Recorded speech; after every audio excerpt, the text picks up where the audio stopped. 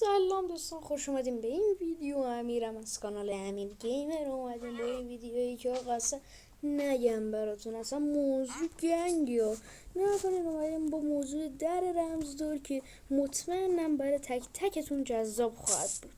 ببینین شما میتونین خیلی قشنگ ترش کنین برای ساخت این در رمزدار، ولی خب حالا من همینجوری یه نمونه ساختم. میتونین تابلو بزنین، مثلا میتونین بالاشون تابلو بزنید، بگید مثلا شماره چند 1 2 3 4 5 6 7 8 9 اینجوری مثلا بذارین، یا اصلا میتونین خیلی قشنگ‌تر درست کنین. من همینجوری برای ویدیو این کارو کردم که میگم شما برای کل وسایل، حالا میخواد با ردستون باشه، میخواد با ردستون توش باشه، کلا وسایل برقی که با ردستون و دکمه و لور و دکمه و اهرم و اینها کار میکنن، همشون نیازمنده چیه؟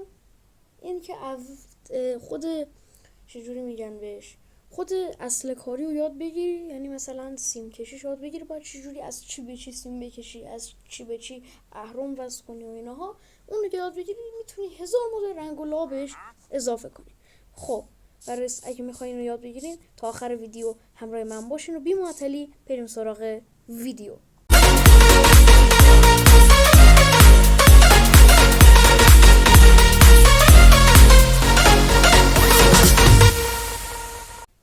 ما برای ساخت این کار نیاز داریم به ردستون تورچ، آیرون دور یا در آهنی که با دست طبیعتا باز نمیشه، ردستون، لور و بلاکی که باهاش میخوان بسازیم.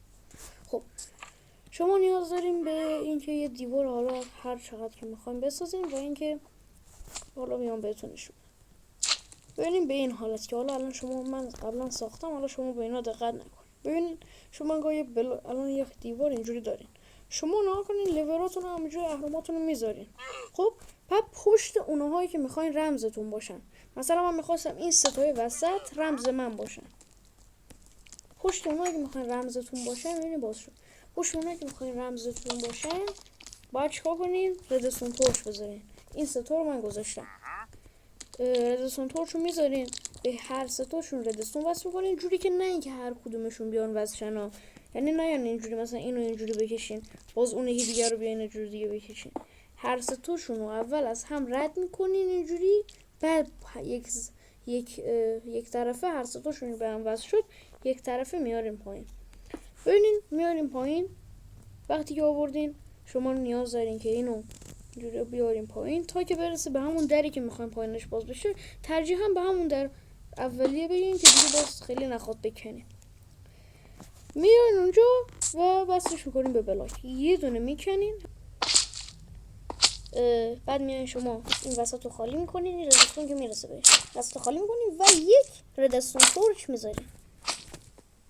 خب با همین راحتی بعد شما میارین اینجوری روشون رو میپیچونین، اینجوری روشون رو میپوشونین تا که زیباتر بشه.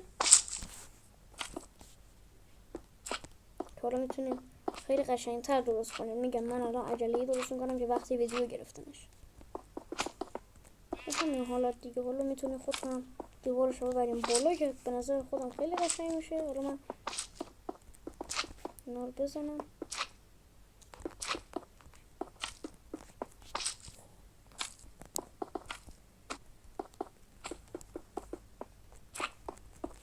به این صورت.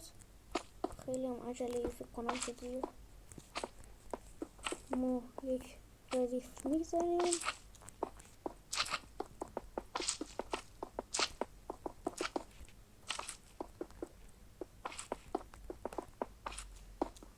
خب میبینیم که خیلی قیافه خفنی هم داره انگار. حالا ببینیم حالا میخوام قانوناشو بهتون بگیم که نیاز داره برای این کار. ببینین یکی اینکه بهتره که برای که حالا راحت تر بتونیم بسازیم، بین اهرم‌هایی که مثلا حالا میخواین 4 ردیف بذارین، میخواین 5 ردیف بذارین، این بستگی داره که طول دیوارتون چقدر باشه. همیشه بین اهرم‌ها یه دونه بلاک فاصله باشه، حتما یه دونه بلاک فاصله بذارین. حالا اگه میخواین تا جایی که من میدونم با یه دونه بلاک فاصله بذارین که راحت تر کارتون انجام بدین، که حالا میتونین شما 4 تنبو کنین که خیلی دیگه راحت نشه زدن رمز.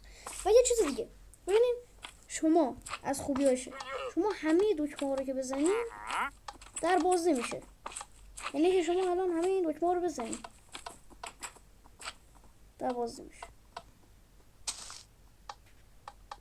یعنی این دکمه رو بزنید 12 میشه دیگه. همه دکمه رو که بزنید در بسته میشه. یعنی اگه یه دکمه اشتباه بزنید در بسته میشه. به همین حالت در رمزدار ساخته میشه که خیلی هم کار سختی نبود و میتونید شما خیلی هم پر رنگ و لابتر بکنینش که قشنگ میشه. خب دوستان ممنون که این ویدیو رو دیدین. اگه از این ویدیو خوشتون اومد حتما سابسکرایب کنین و اون زنگوله کنارش هم بزنین که هر وقت ما پست گذاشتیم ازش باخبر بشین و لایک و کامنت هم یادتون نره کامنت بذارین و بگین که بیشتر چه دوست دارین براتون بذارم و این همیشه یادتون باشه که با کامنت دادن به من انرژی میدین تا با انرژی به جلو بریم و آموزش‌های بیشتری از ماینکرافت اندروید یا بتا رو بهتون بگیم. خب رسیدیم به پایان ویدیو. فعلا گود بای.